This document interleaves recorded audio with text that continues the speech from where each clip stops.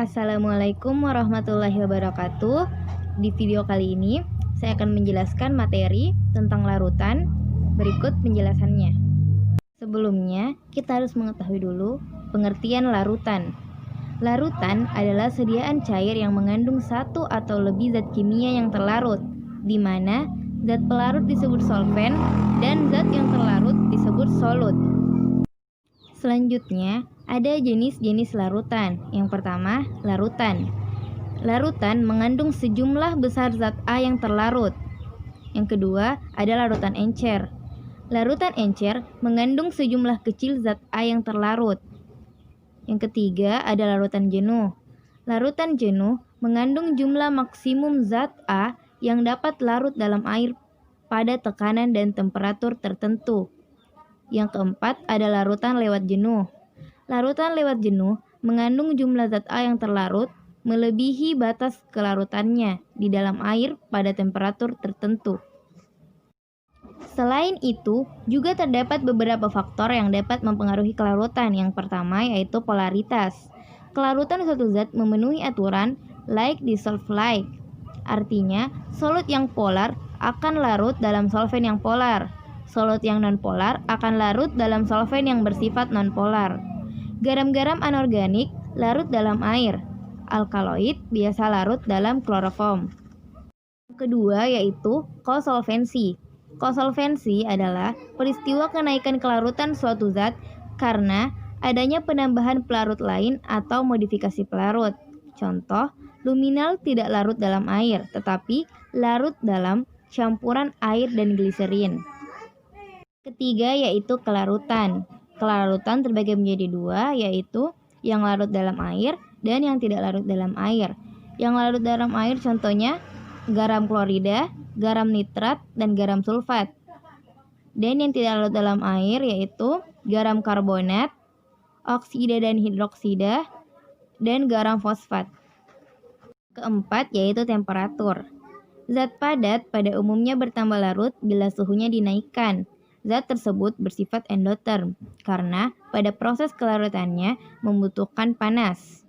Namun, ada beberapa zat lain justru tidak larut jika suhunya dinaikkan, yaitu bersifat eksoterm karena pada kelarutannya menghasilkan panas. Yang kelima yaitu salting out. Salting out adalah peristiwa adanya zat terlarut tertentu yang mempunyai kelarutan besar dibanding zat utama, akan menyebabkan penurunan kelarutan zat utama atau terbentuknya endapan karena ada reaksi kimia. Yang keenam, ada salting in. Salting in adalah peristiwa bertambahnya kelarutan dari suatu senyawa organik dengan penambahan suatu garam dalam larutannya. Yang terakhir yaitu pembentukan kompleks.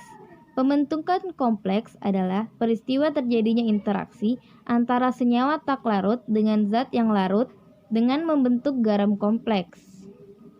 Kecepatan kelarutan suatu zat dipengaruhi oleh yang pertama ukuran partikel. Makin halus solut, makin kecil ukuran partikel. Makin luas solut yang kontak dengan solvent, solut makin cepat larut. Yang kedua suhu. Pada umumnya, kenaikan suhu akan menambah kelarutan solut.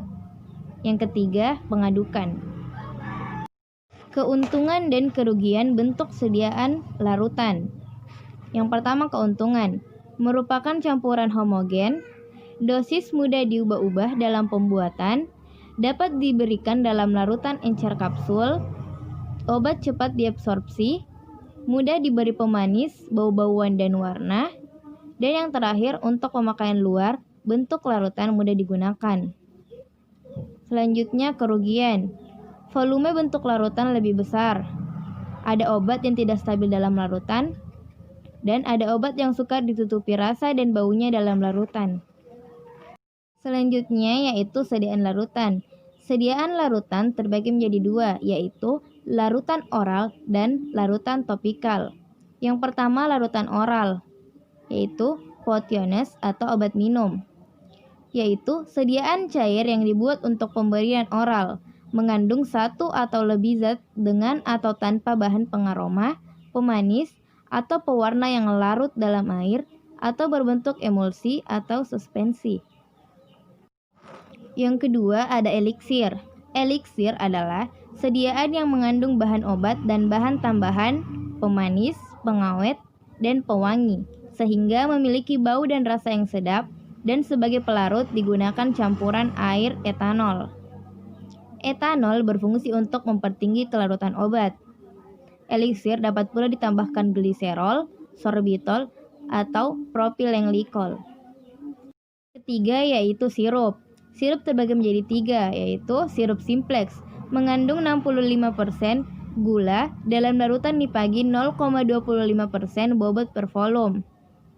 Yang kedua sirup obat, mengandung 1 atau lebih jenis obat dengan atau tanpa bahan tambahan. Yang ketiga ada sirup pewangi, mengandung zat pewangi atau penyedap lain. Keempat yaitu netralisasi. Obat minum yang dibuat dengan mencampurkan bagian asam dan bagian basa sampai reaksi selesai dan larutan bersifat netral. Yang kelima ada satu rasio. Obat minum yang dibuat dengan mereaksikan asam dan basa, tetapi gas yang terjadi ditahan dalam wadah sehingga larutan jenuh dengan gas. Keenam yaitu potio-effervescent. Potio-effervescent hampir sama dengan satu rasio, namun CO2-nya lewat jenuh. Ada beberapa hal yang harus diperhatikan untuk sediaan satu rasio dan potio-effervescent. Yang pertama, diberikan dalam botol yang kuat berisi kira-kira 9/10 bagian dan tertutup kedap dengan gabus atau karet yang rapat, kemudian diikat dengan sampagnek knob. Yang kedua, tidak boleh mengandung bahan obat yang sukar larut karena tidak boleh dikocok. Pengocokan menyebabkan botol pecah karena botol berisi gas dalam jumlah besar. Ketujuh yaitu gute atau obat tetes, yaitu sediaan cair berupa larutan, emulsi, atau suspensi apabila tidak dinyatakan lain dimaksudkan untuk obat dalam. Terdapat juga pediatric drop, yaitu obat tetes yang digunakan untuk anak-anak atau bayi. Ada sediaan larutan, yaitu larutan topikal. Ada kolirium, merupakan sediaan berupa larutan steril, jernih, bebas darah asing, isotonis, digunakan untuk membersihkan mata. Dapat ditambahkan zat dapar dan zat pengawet. Catatan, pada etiket harus tertera masa penggunaan setelah tutup dibuka dan obat cuci mata. Apabila kolirium tidak mengandung zat pengawet, akan bertahan 2 jam setelah botol dibuka tutupnya, dan apabila kolirium mengandung zat pengawet, maka akan bertahan 7 hari setelah botol dibuka tutupnya. Yang kedua yaitu gute optalmik, obat tetes mata, larutan steril bebas partikel asing, merupakan sediaan yang dibuat dan dikemas sedemikian rupa hingga sesuai digunakan pada mata. Tetes mata juga tersedia dalam bentuk suspensi, partikel halus dalam bentuk termikronisasi agar tidak menimbulkan iritasi atau goresan pada kornea. Ketiga ada gargarisma, obat kumur mulut, merupakan sediaan berupa larutan, umumnya dalam keadaan pekat, yang harus diencerkan dahulu sebelum digunakan. Digunakan sebagai pencegahan atau pengobatan infeksi tenggorokan. Penandaan, petunjuk pengenceran sebelum digunakan, dan hanya untuk kumur, tidak ditelan. Yang keempat ada litus oris, merupakan oles bibir. Adalah sediaan cair agak kental dan pemakaiannya secara disapukan dalam mulut. Yang kelima ada gute oris, tetes mulut. Adalah obat yang digunakan untuk mulut dengan cara diencerkan lebih dahulu dengan air untuk dikumur-kumurkan, tidak untuk ditelan. Yang keenam yaitu gute nasales, tetes hidung, merupakan obat yang digunakan untuk hidung dengan cara meneteskan obat ke dalam rongga hidung. Dapat mengandung zat pensuspensi, pendapar, dan pengawet. Minyak lemak atau minyak mineral tidak boleh digunakan sebagai cairan pembawa. 7 yaitu gute auricularis, tetes telinga, merupakan obat tetes yang digunakan untuk telinga dengan cara meneteskan obat ke dalam rongga telinga. Tetes telinga diharapkan mempunyai kekentalan yang cukup sehingga mudah menempel. Kedelapan ada inhalasi, sediaan yang dimaksudkan untuk disedot hidung atau mulut atau disemprotkan dalam bentuk kabut ke dalam saluran pernafasan. Tetesan butiran kabut harus seragam dan sangat halus, sehingga dapat mencapai bronkioli. Inhalasi merupakan larutan dalam air atau gas. Penandaan, pada etiket ditulis kocok dahulu. 9 ada lavement, cairan yang pemakaiannya per rektal atau kolon. Tujuan pemakaiannya adalah yang pertama, untuk membersihkan atau menghasilkan efek terapi setempat atau sistemik. Yang kedua, untuk membersihkan atau penolong pada sembelit atau pembersih feses sebelum operasi dengan syarat tidak boleh mengandung zat lendir. Yang ketiga, berfungsi juga sebagai carminativa, emolien, diagnostik, sedatif, antelmintik, dan lain-lain. Yang ke-10 ada douche, yaitu larutan dalam air yang dimasukkan ke dalam vagina dengan menggunakan suatu alat. Dapat digunakan untuk pengobatan maupun untuk membersihkan. Karenanya, larutan ini mengandung bahan obat atau antiseptik. Kebanyakan douche dibuat dalam bentuk kering atau padat, serbuk atau tablet, yang kalau hendak digunakan dilarutkan dalam sejumlah air tertentu.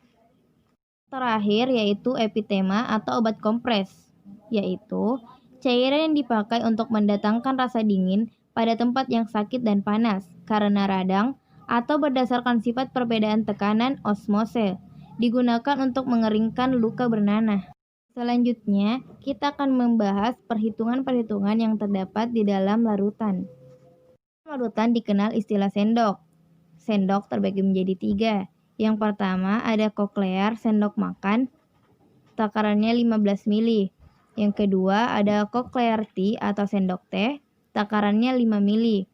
Dan yang terakhir ada koklear putis atau sendok bubur, takarannya 8 ml.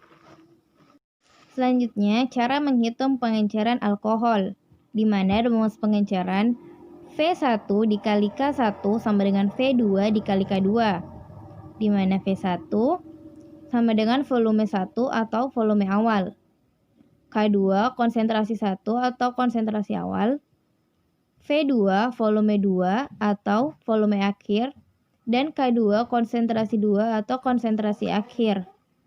Untuk lebih memahaminya, perhatikan contoh soal berikut. Difenhidramin HCl 12,5 mg, etanolom 0,75 mg, sirup simplex 1,75 ml, zat tambahan yang cocok secukupnya, aqua destilata hingga 5 ml. Campur dan buatlah eliksir sebanyak 100 ml. Tandai 3 kali sehari, 1 sendok bubur. Profitra, umur 20 tahun. Pertama-tama yaitu perhitungan bahan. Di sini juga ada perhitungan CCO, di mana kita menggunakan rumus pengenceran. V1 dikali K1 sama dengan V2 dikali K2.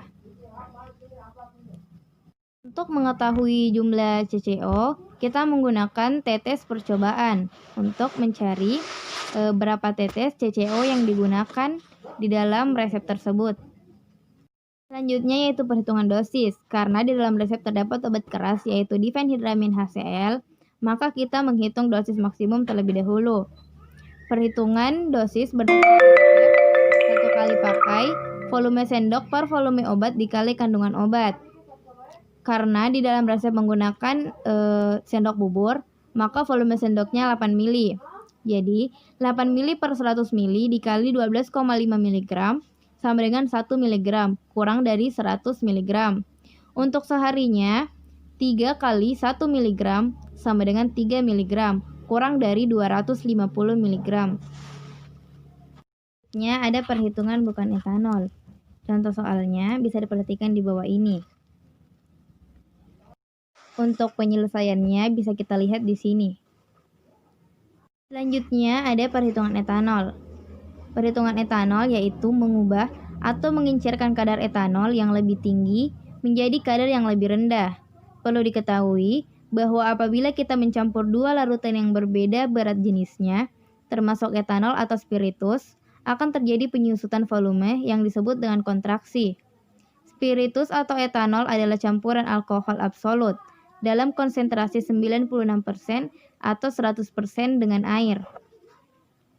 Di dalam Farmakope Indonesia edisi 4, terdapat 3 bentuk persen, yaitu persen bobot per bobot, menyatakan jumlah gram zat dalam 100 gram campuran atau larutan untuk campuran padat atau setengah padat. Yang kedua ada persen bobot per volume, menyatakan jumlah gram zat dalam 100 ml larutan. Sebagai pelarut digunakan air atau pelarut lain. Untuk larutan dan suspensi suatu zat padat dalam cairan. Untuk larutan gas dalam cairan. Yang ketiga ada persen volume per volume, menyatakan jumlah mili zat dalam 100 ml larutan untuk larutan cair di dalam cairan. Untuk lebih memahaminya, perhatikan contoh soal berikut. Itulah tadi penjelasan materi tentang larutan yang sempat saya sampaikan. Semoga bermanfaat. Terima kasih. Mohon maaf apabila ada kekurangan. Wassalamualaikum warahmatullahi wabarakatuh.